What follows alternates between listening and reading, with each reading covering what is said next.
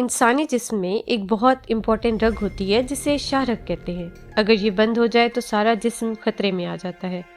بالکل اسی طرح دنیا کی اکانومی کی بھی ایک شاہ رگ ہے اور وہ ہے اسٹریٹ آف ہرمز۔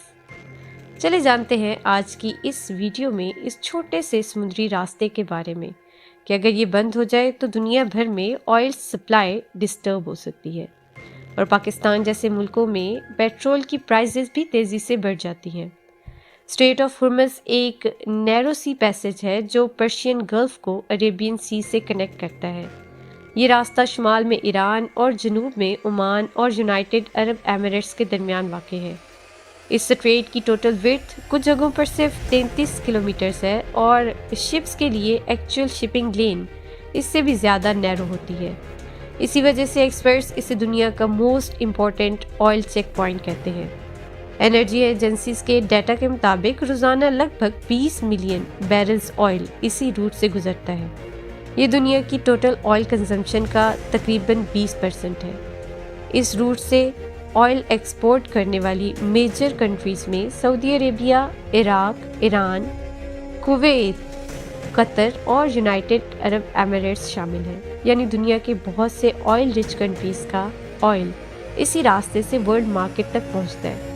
یہ یاد رکھیں کہ آئل کی پرائس صرف پروڈکشن پر ڈیپینڈ نہیں کرتی بلکہ مارکیٹ میں سپلائی رسک بھی بہت امپورٹنٹ ہوتا ہے۔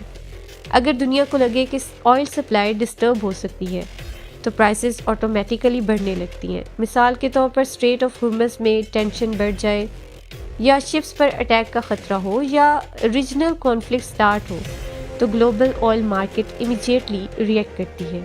انرجی مارکیٹ انالسٹ کے مطابق اگر اس روٹ میں سیریس ڈسرپشن آئے تو آئل پرائس $25 سے $50 پر بیرل تک بڑھ سکتا ہے۔ پاکستان اپنی انرجی کا بہت بڑا حصہ امپورٹڈ آئل سے حاصل کرتا ہے۔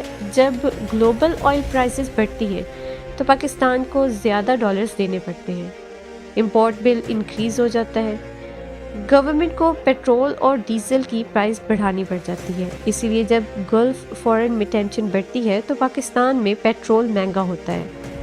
آج کل مڈل ایسٹ میں ٹینشن بڑھنے کی وجہ سے اس روٹ کی امپورٹنس اور بھی زیادہ ڈسکس ہو رہی ہے، کیونکہ ایکسپرٹس کے مطابق اس راستے پر سیریس ڈسرپشن کی وجہ سے لگ بھگ دنیا کی 20% آئل سپلائی افیکٹ ہو سکتی ہے، اور جب آئل سپلائی ڈسٹرب ہوتی ہے تو اس کا اثر صرف مڈل ایسٹ پر نہیں ہوتا بلکہ پاکستان، یورپ، ایشیا اور پوری گلوبل اکانومی پر پڑتا ہے۔